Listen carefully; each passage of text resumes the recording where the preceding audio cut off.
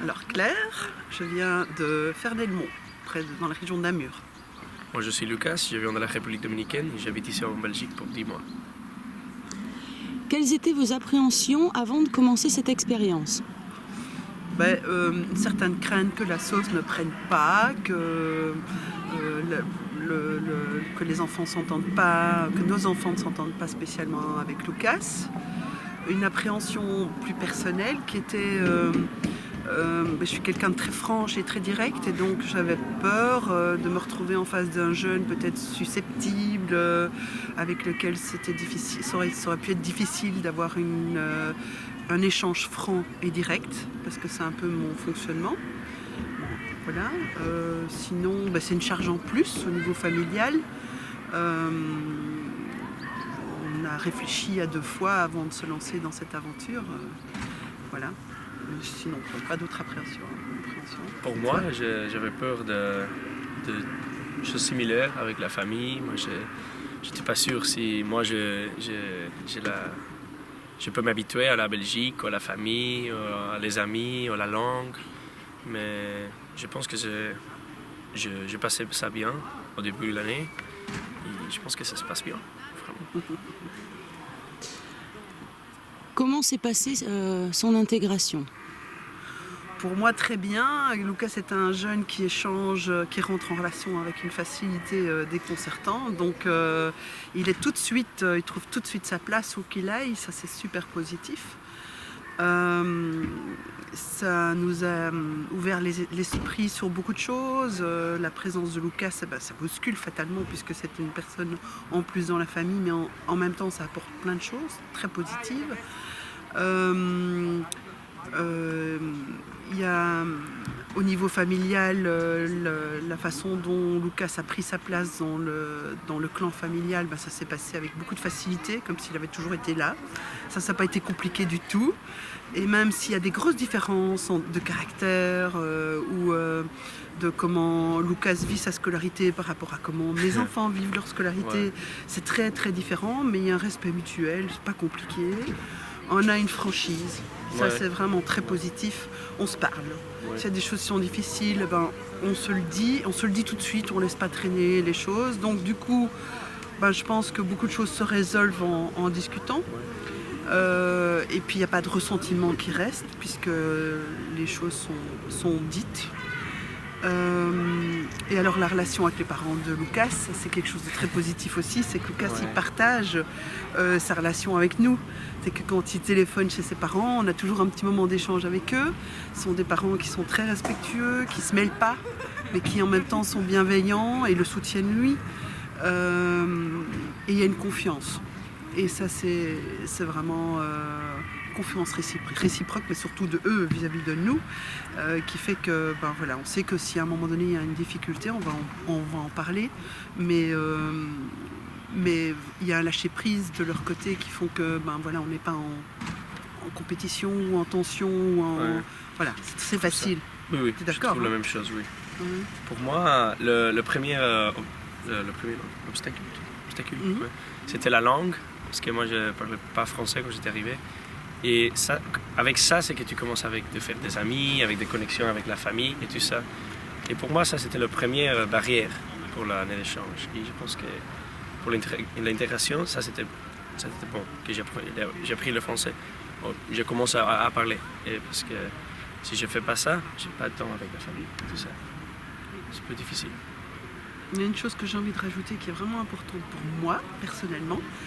Je suis quelqu'un qui a beaucoup de mal à lâcher prise avec mes enfants, mais avec Lucas, j'ai beaucoup plus de facilité. Et donc je fais vraiment un chemin de lâcher prise sur quelles sont les choses essentielles, sur lesquelles je ne négocie pas, et lui le sait, mais il y a des endroits où j'ai lâché prise. Si ça avait été mon enfant, j'aurais eu du mal. Mais parce que c'est Lucas, parce que c'est un étudiant d'échange, parce que on est en confiance avec la famille de Lucas. À un moment donné, on se dit ok, lui il le sent comme ça, moi je ne ferais pas comme ça si c'était mon enfant, mais c'est sa vie à lui et c'est un autre statut, c'est différent. Et même si je suis sa maman d'accueil et vraiment il a une place importante dans la famille, j'ai plus facile de lâcher prise avec Lucas qu'avec mes enfants naturels. Et ça, c'est une expérience intéressante. Et c'est quelque chose que lui m'apporte, vraiment. C'est vraiment un chemin que j'aurais pas cru que j'allais pouvoir faire facilement. Et je le fais grâce à lui. Et ça, c'est chouette. Merci aussi, parce que ça c'est bon pour moi, c'est aussi bon pour vous. Ouais.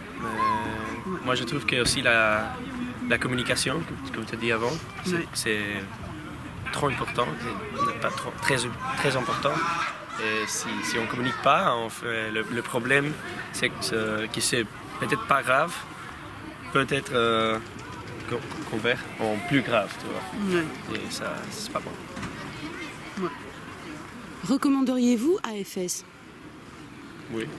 Oui, alors moi je dirais, il faut vraiment sentir quand c'est le bon moment. Moi je trouve qu'on l'a fait au bon moment, c'était une initiative des enfants.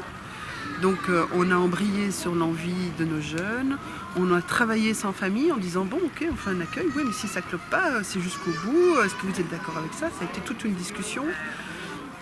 Moi je me sentais plus prête aussi parce que 4 enfants, c'est déjà pas mal. Donc à un moment donné, j'ai résisté longtemps, puis à un moment donné j'ai dit ok là maintenant je suis prête, je me sens prête vraiment à faire cet accueil. Et du coup je le vis d'une façon plus libre. Et je dirais, ce qui est vraiment très positif avec AFS, c'est le soutien qu'on a derrière quand même. Il y a vraiment on a des personnes relais avec lesquelles on peut discuter, dire ben voilà il se passe ça, qu'est-ce qu'on fait, et alors ça nous permet de relativiser les choses, de prendre du recul, de se rendre compte que tout le côté culturel joue énormément et que donc ça nous aide aussi à relativiser certaines choses, quoi. Je trouve qu'AFS c'est très bien organisé, on a des activités, on n'est jamais tout seul. On arrive ici en Belgique et le premier week-end c'est un week-end de préparation où on fait la connaissance des volontaires, des autres étudiants d'échange. Et on a déjà une connexion à la Belgique, on a déjà des amis.